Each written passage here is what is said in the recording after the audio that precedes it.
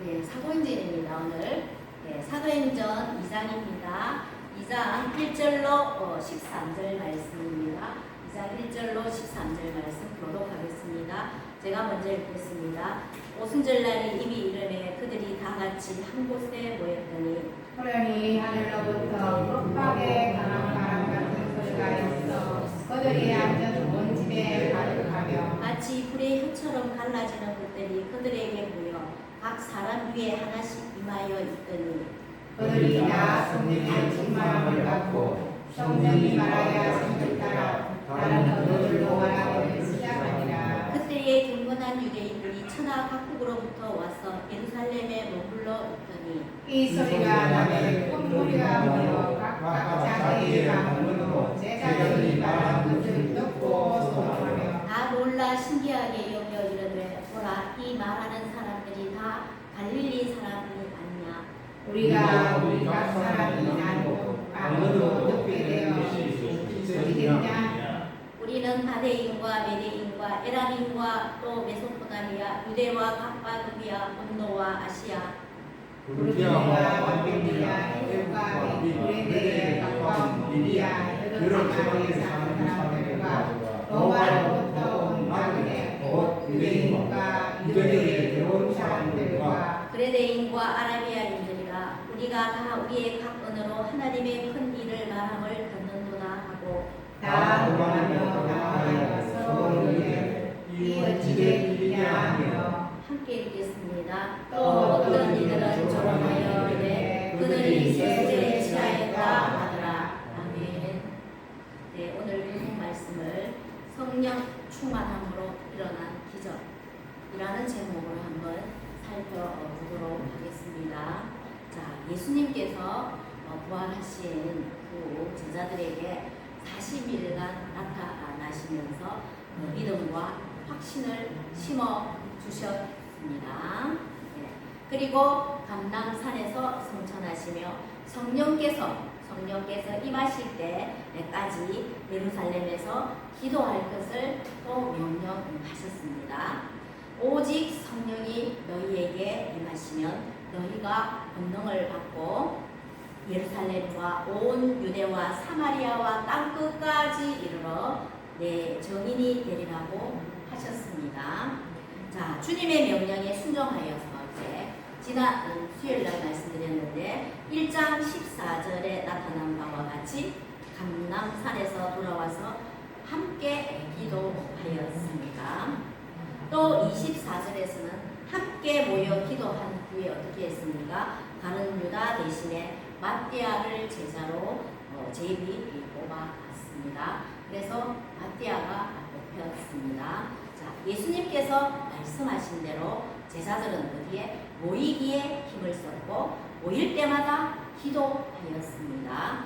오늘 본문의 말씀은 바로 사도행전 1장의 연속입니다. 자, 예수님의 성천을 목격하였거나 혹은 들었던 사람들은 오늘 본문 1절과 같이 한자리에 모였습니다. 왜 모였을까요? 자, 한자리에 또 모였습니다.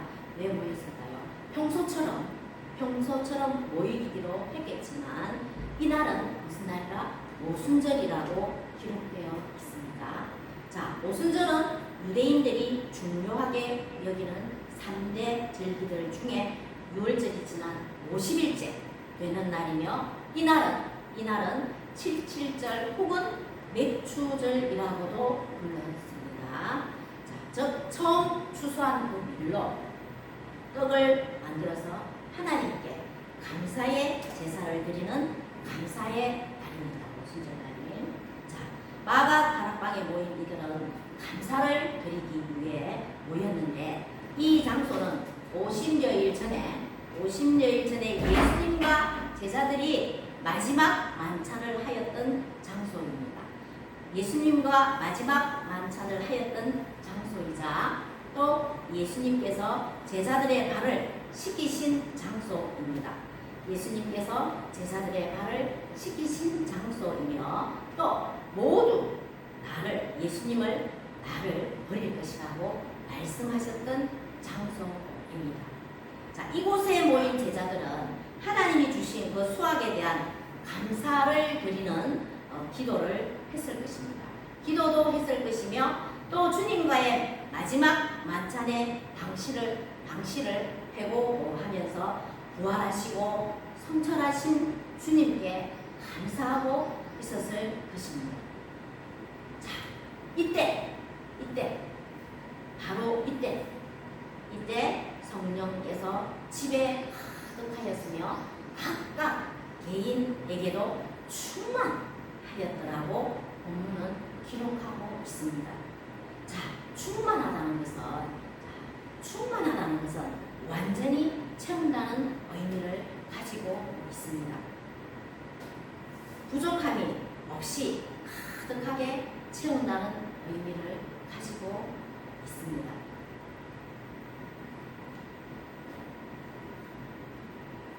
성령께서 함께 하시고 제자들의 그 부족함을 어떻게 했습니까? 기적과 그 은혜를 가득 채워주셨습니다. 자, 그렇다면 성령께서는 지금 이 집과 본문에 있는 이 집과 제자들에게 어떤 기적과 은혜를 가득 채우셨는가를 한번 살펴보도록 하겠습니다. 자, 첫 번째로의 이점은 바람과 같은 역사입니다. 제일 먼저 성령님께서는 바람과 같은 역사를 이 집과 제자들에게 가득 채워주셨습니다. 오순절날 모여서 간절히 함께 기도하였더니 어떤 역사, 어떤 이점, 바람과 같은 역사가 일어났다는 것입니다. 자, 2절에 호련히 하늘로부터 격하고 강한 바람 같은 소리가 있어 그들이 앉은 집에 가득하며. 바람은 헬라어로 구노에입니다. 구노에는 영을 가리키는 푸뉴마와 같은 뜻입니다. 그래서 바람을 성경에는 구노에라고 기록되어져 있는데 이 말은 본문에서 나오는 바람은 자연 속에서 부르는 그 기압의 차이로 인해서 생기는 바람을 의미하는 것이 아니라는 것입니다. 자연 속에서 기압의 차이로 불어오는 바람이 아니라는 것입니다. 오늘 본문의 바람은 후노에는 히브리어로 네샤마로 바꿔서 말할 수 있습니다. 자, 이 네샤마의 말은 창세기 2장 7절에서 하나님께서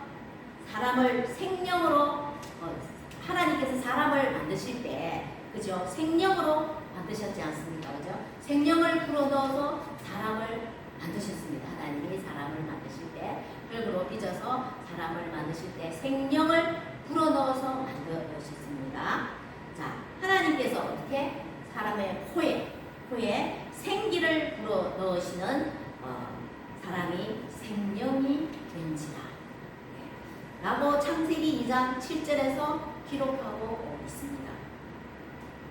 다시 말해서 오늘 본문 2절의 성령의 바람은 어떤 바람인가? 생명을 불어넣는 바람입니다. 이 바람은 두려움과 걱정 속에 사는 제자들에게 새로운 영적 생명을 불어넣었습니다. 죽어가는 영혼을 속상케 하며 지치고 상한 심령에 용기를 주는 바람입니다. 자, 실패 때문에 절망하고 아파하는 이들에게 평안과 소망을 주고 있는 바람입니다. 바람 같은 성령이 임하여 다시 살려내는 새 생명, 새 용기, 새 소망을 주시는 성령의 바람이 오늘 우리와 가정에 충만하게 불어오기를 소망합니다. 네, 두 번째, 그곳에 성령이 충만했을 때 둘째로의 그 이적은 불같은 역사입니다. 자, 살려내는 바람 같은 역사를 일으키시는 성령께서는 불같은 역사를 지금 일으키십니다. 3절에 마치 불의 혀 같이 갈라지는 것들이 그들에게 보여 각 사람 위에 하나씩 임하여 있더니 불어넣는 것입니까? 불은 태우는 것으로 뛰러라는 헬라어 단어를 본문에서 사용하는데 이 말은 태우는 것입니다. 태우는 것, 정결하게 하는 것을 의미합니다. 불은 더러운 부정한 것을 불을 통하여 깨끗하게 만듭니다. 자, 구약에서 부정해진 것을 불을 통과시킴으로써 정결하게 만들었습니다. 구약 말씀에 자, 불로 태울 수 없는 것은 무엇으로? 물로 씻어서 정결하게 하라고 하나님께서 말씀하셨습니다. 네. 자, 우리 이사야가 하나님의 부르심을 받을 때 이사야를 한번 기억해 보세요. 이사야가 하나님의 부르심을 받을 때 주님의 천사가 그의 입술로 정결하게 하고 그의 입술을 정결하게 하기 위해서 무엇으로? 숯불을 사용하였습니다. 숯불을.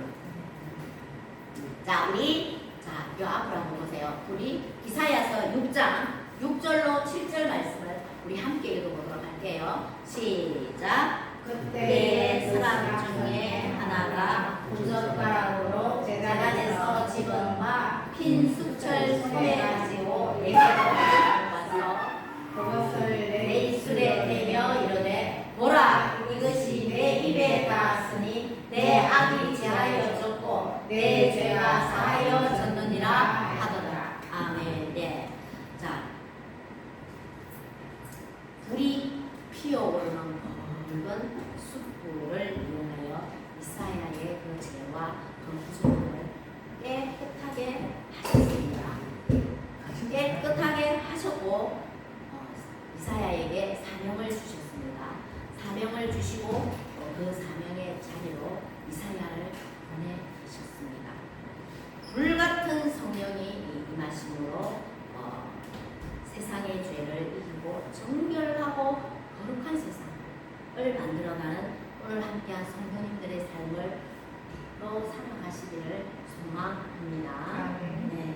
자, 그 다음에 세 번째 이정은 방언의 역사입니다. 자, 오늘 우리 함께하는 우리 모두들, 또한 그리스도인이라면 방언을 하시는 분들도 많이 계시고 방언을 아직 하지 못하시는 분들도 있습니다. 아무런 주님을 믿는 믿음에 대해서는 아무런 상관이 없지만 방언을 하심으로 말미암아 하나님과의 깊은 교제를 가질 수는 있습니다. 자, 세 번째 이정은 무슨 역사이냐면 방언의 역사입니다. 자, 새 생명의 바람의 역사와 거룩하게 만드는 불의 역사를 베푸신 성령님께서는 이제 방언의 역사를 나타내셨습니다.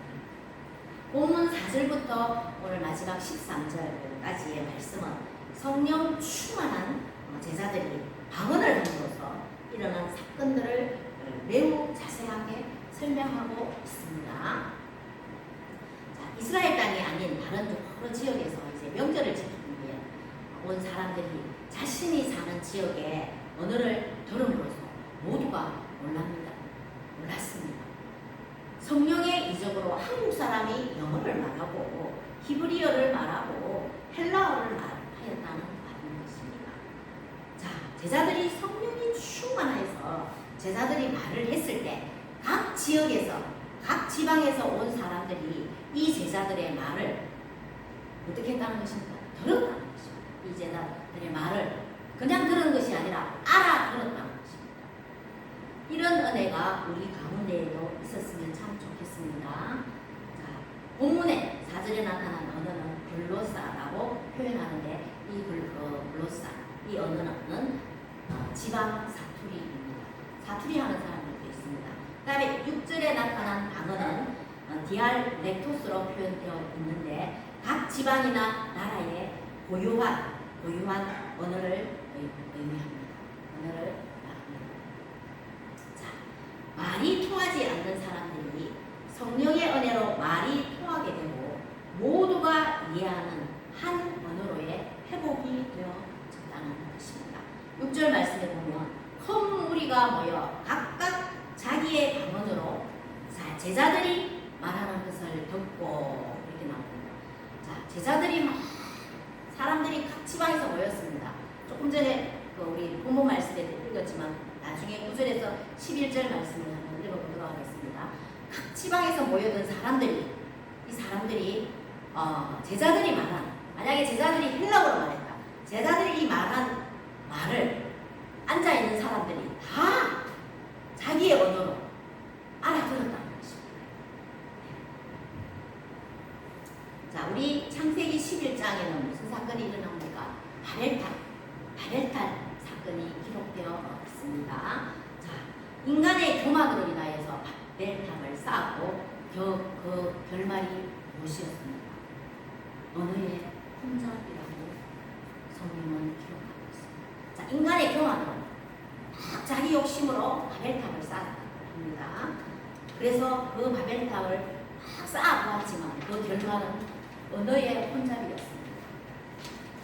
자, 하나였던 언어가 나누어지게 됨으로써 의사소통이 이제 안 되는 것입니다. 의사소통이 안 되고 대화가 되지 않았습니다.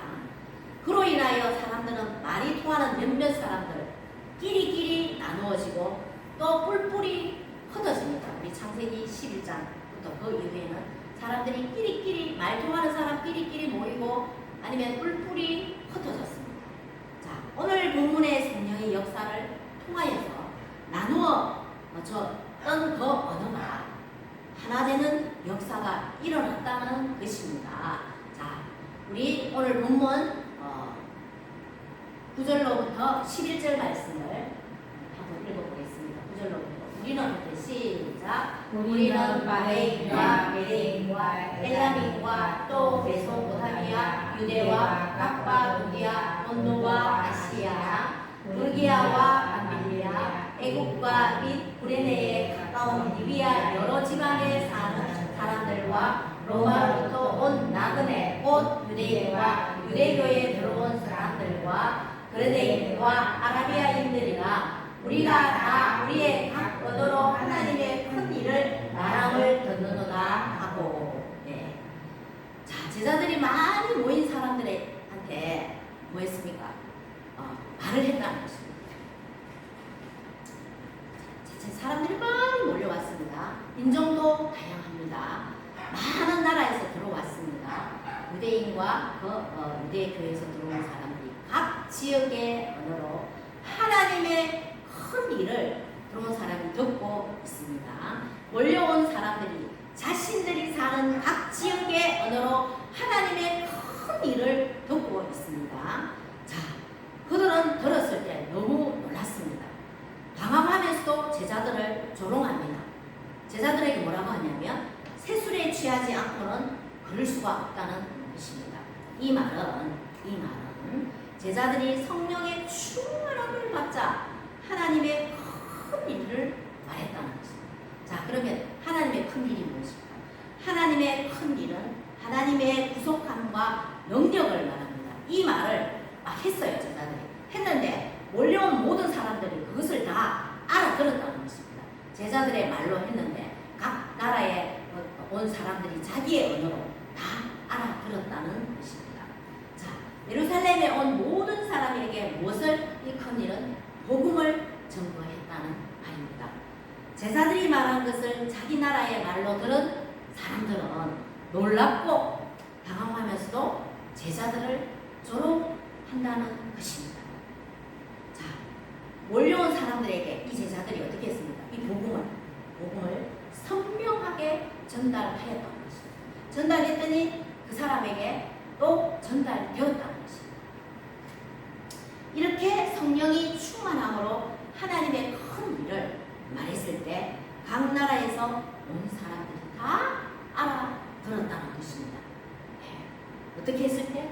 성령이 임하였을 때, 제자들이 성령이 충만하였을 때 방언의 역사를 통하여서 뭐가 되었습니까?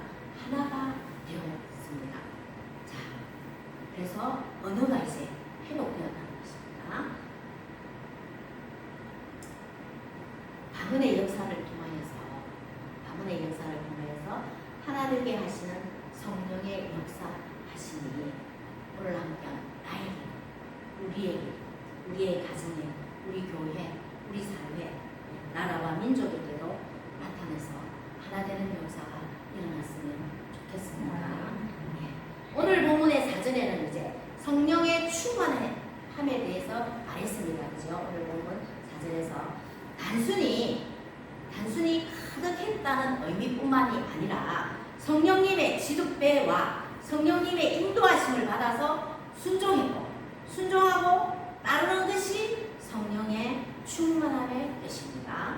자, 내가 성령의 지배를 받고 그 성령의 인도하심을 받아서 성령님께서 이끄시는 대로 내 생각과 내 마음대로 막 하고 싶은 대로만 하는 것이 아니라 성령님의 지배를 받고 인도하심을 받아 성령님의 이끄시는 대로 순종하고 따르는 것이 곧 성령의 충만함입니다. 새 소망을 주시고 새 생명을 주시며 거룩한 삶을 주시는 이 성령의 충만함이 오늘 함께한 각자의 내 마음과 내 인생 가운데 있기를 소망하고 축복합니다.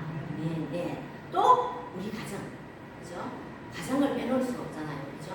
우리 가정이나 교회, 직장과 국가와 민족, 세계, 열방에도 성령님께서 하나 되게 하심의 역사가 나타나서 성령의 하나님의 역사가 나타나서 정말 더 이상의 다툼과 전쟁이 사라지고 참 평화가 자리 잡게 되기를 소망합니다.